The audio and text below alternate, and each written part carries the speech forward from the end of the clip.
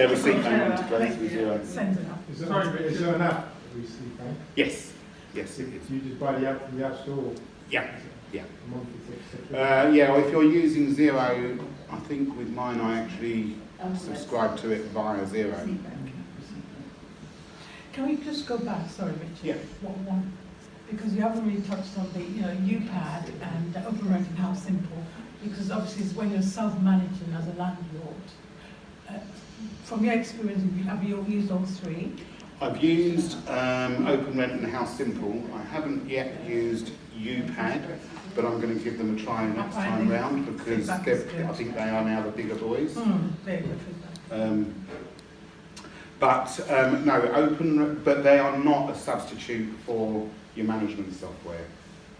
So when I use Open Rent, I purely use them to get tenants. I can stick the advert onto Open Rent, that will go onto Zoopla, it will go onto Rightmove, it will go onto Gumtree as well, which is actually where most of the inquiries I find come from. So again, that's the hook, and then from there I really take over. I don't use their referencing. We're going to talk about referencing in a minute. I don't get them to generate the AST. I use Landlord Vision to generate the AST.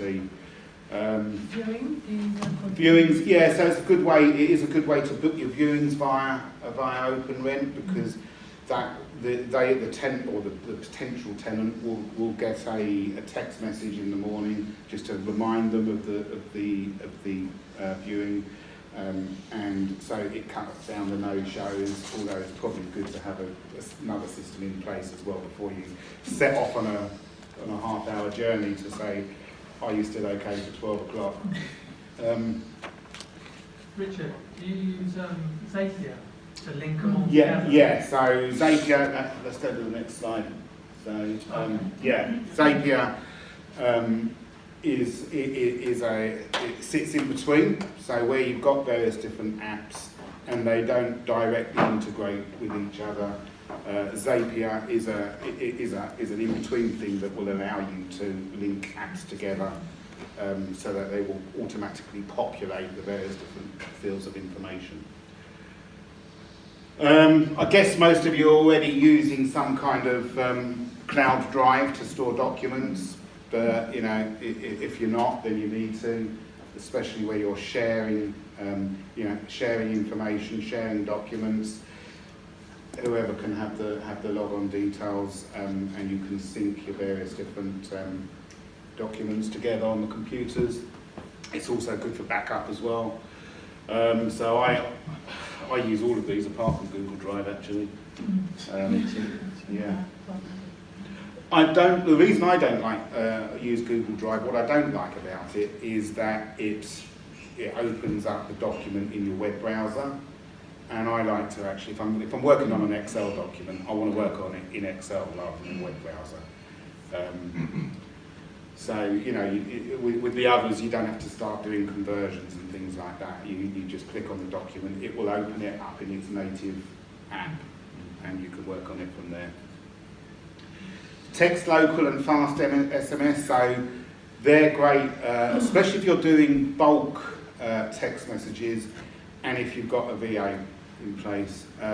So one of my processes, every Monday morning, my VA goes on to Rightmove, goes on to, well actually the main one she does this on is spareroom.com. She goes on to spareroom.com, she looks for any new rooms that are being advertised, and then she sends out a text we use Text Local, out goes a text from her just saying, we're fellow landlords, we've seen your advert, would you be interested in a long-term agreement? We could rent your property for 3 to 5 years.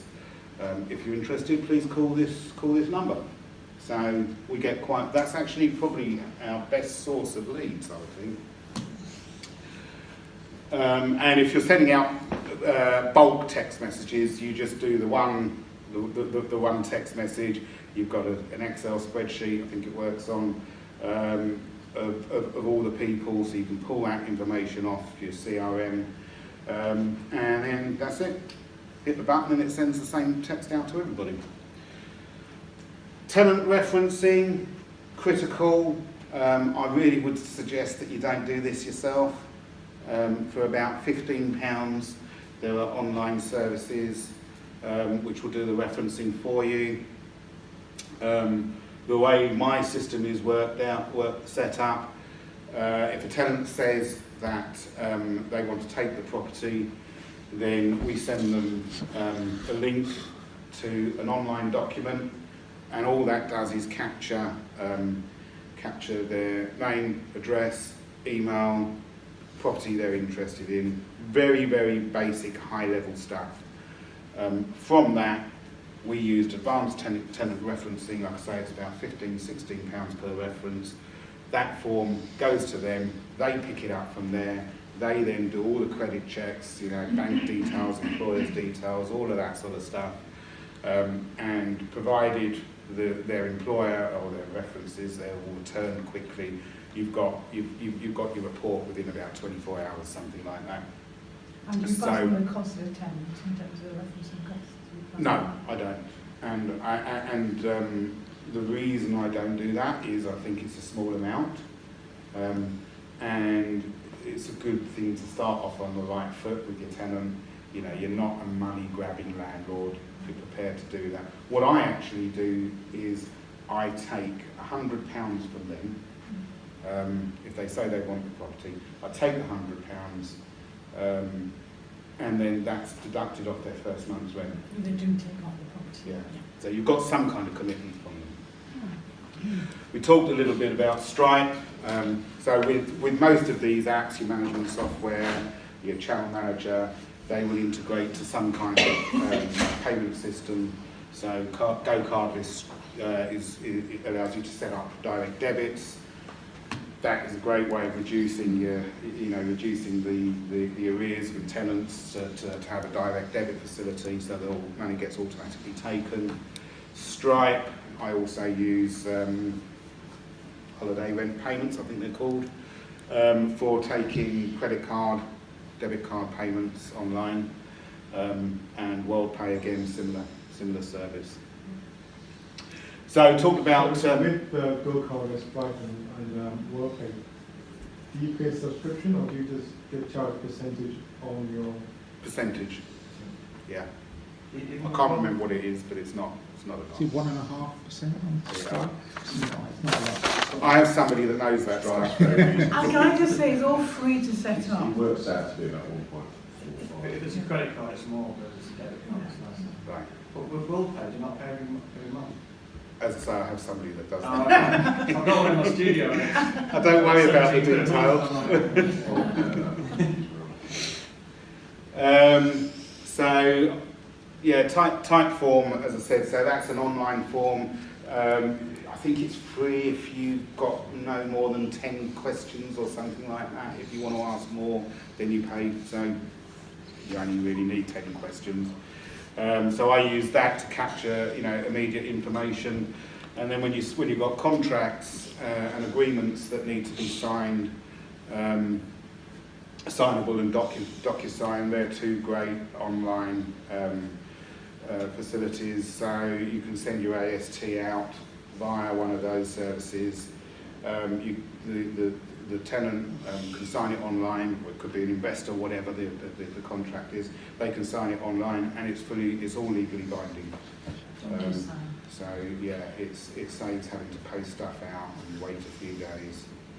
Typeform, is that when you have specific questions to ask the tenants, and then you kind of like, okay. Yeah, you probably all used these To before filter. when you perhaps are logging on to somebody's website. You maybe want to book an event or something like that, and you get this online form with which you need to populate with various different bits of information. That's what it is. That's what the tenant will get. So you're just capturing things like name, telephone number, address, email address, what property they want, are they looking now, that sort of basic stuff. Have you got that going straight into your CRM? No. So can you then, because that would be the whole point. But I would imagine the answer is yes. You can with Podio, I don't know. Yeah, yeah. It does depend on which CRM you're using. Yeah, because you want to integrate that with capital. My tenants, I don't actually store the information, my tenant information in my CRM. I store that in my property management software. So depending on which property, it will either be Arthur or Landlord Vision. And Zapier, we've talked about. So that's apps. One thing. You asked me a question. Yes, language. Just before we started, and again, it's a question that I get asked, or people say quite a lot, and that is, this all sounds really good, but I just don't know how to do it, and I've got so much going on, and this, that, and the other, and it really links to this: can I afford to? Can I afford not to? One of the things that is really, really valuable when you're running your own small business is just this technique, Sunday sanity. On a Sunday afternoon, sit down for an hour and a half, and just think about your 10 key, most important things that are going to give you most value that you must do that week. That's 2 high-value tasks that you're going to do per day. Spend an hour and a half, like I say, on a Sunday afternoon, just plotting those out, putting them into your diary, and then making sure that whatever else happens, no matter how many emails you get, how many phone calls you get, you will achieve those 2 key tasks on each day that week. By the time you get to the end of the week, it will be amazing how much high-value stuff you have done. Now that can be applied to setting up your systems. One of those high-value tasks could be looking at 3 or 4 different CRMs and deciding which one to use. Deciding is another key thing. So many people, they spend so much time worrying about stuff and not coming to a decision. So as part of that key task, it is to investigate and to decide. Okay? We all know no decision is better than no.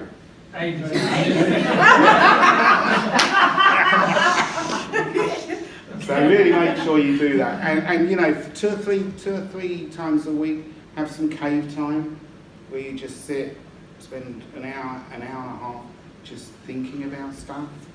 Really thinking about your business. Turn the phone off, go somewhere nice, somewhere relaxing. It could be the health club, it could be a reception in a nice hotel somewhere, just somewhere that's nice and relaxing, and you can just allow your thoughts to flow. So valuable. And by doing that, you'll get this stuff sorted. Another question I get asked all the time, people say to me, can you advise me on how to get and work with a VA? And I say, yeah, okay, what systems are you using? Oh, well, I haven't actually got the systems in place yet, and that's what I want to work with my VA. It's not going to work. Do not start thinking about employing a VA until you've got some of these systems in place. They don't have to be perfect. You don't have to have a system for everything, but you certainly do need to have some key ones in place. You need to be, something like Trello, so you can actually assign tasks and track tasks. Your property management software. These sort of things, they're key.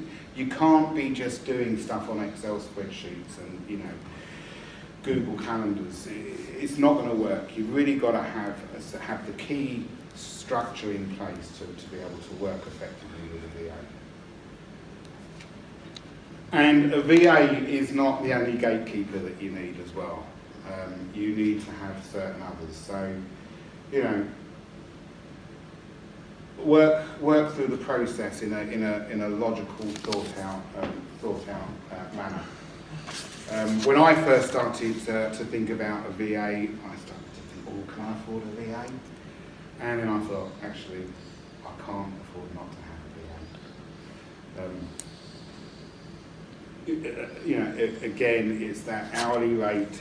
If you can get somebody else to do stuff at a lower cost per hour than your own time, then do it.